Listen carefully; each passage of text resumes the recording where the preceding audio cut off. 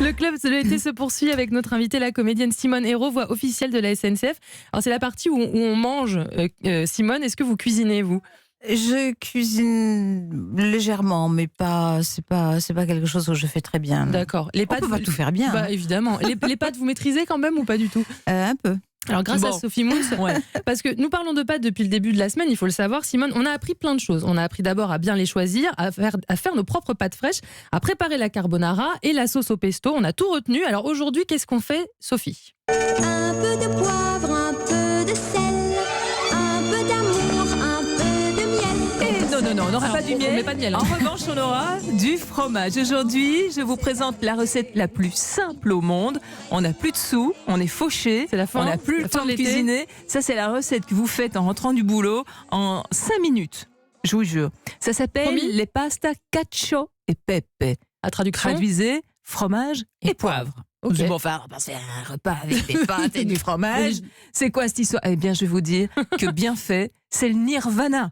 C'est le nec plus ultra. Moi, je suis carrément d'accord. Le truc, c'est qu'il faut à nouveau bien choisir ses produits. De bonnes pâtes, de bonne qualité. Ça, on le sait. Hein, Étirer au bronze, étirer les au pâtes. bronze, parce que vous aurez plus de granulosité, plus J'ai de tout retenu. mâche. Alors pour cacio et pepe, moi je vous conseille les spaghettis, pas les tout fins. Vous prenez épais. un petit peu Linguini. plus épais. Et linguini. Ou alors les rigatoni, penne, mais ils doivent être rainurés parce que ça va accrocher la sauce. Ah, c'est important de Alors, préciser. Cacio fromage, on va prendre du pecorino. Ça, c'est dans la recette originale. Vous râpez maison. Oui. Si vous n'avez pas de pecorino, du parmesan, une bonne tome de votre région, un bon morceau de salers, sky is the limit. Il vous faut juste un bon morceau de fromage. Vous râpez et vous poivrez déjà le fromage dans un saladier. Ok. Vous faites cuire vos pâtes bien salées. Oui. Ok. Jusqu'ici, tout va bien. Dans une sauteuse, une poêle sur le côté, vous allez en fait récupérer un peu d'eau de cuisson de vos pâtes, d'accord, bien amidonnée.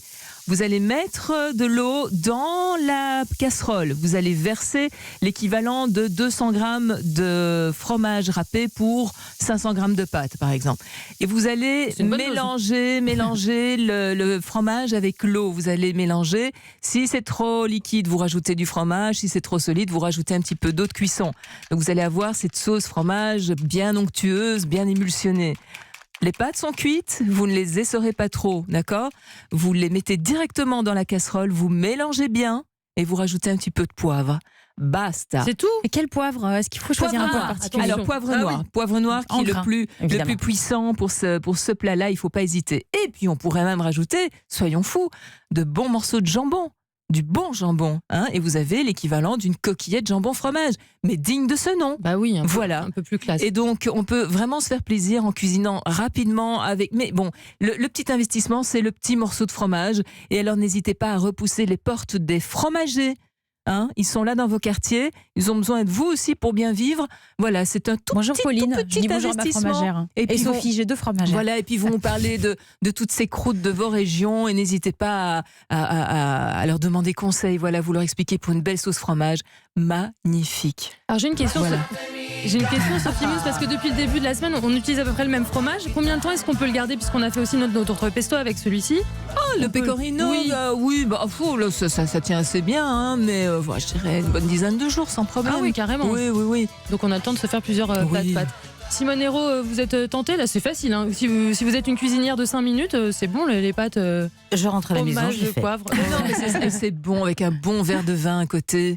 Avec notre ami modération, évidemment. Oui, évidemment. Vous dites ça en France depuis toujours, avec modération. Oui, on n'a pas le choix. C'est dingue, ça. une obligation légale. Bah oui, on se doute bien, mais voilà, Oui, mais parce qu'on doit- profitez quand même d'un Mais on bon le dit, on le fait verre pas, de c'est temps très en temps. différent. Évidemment.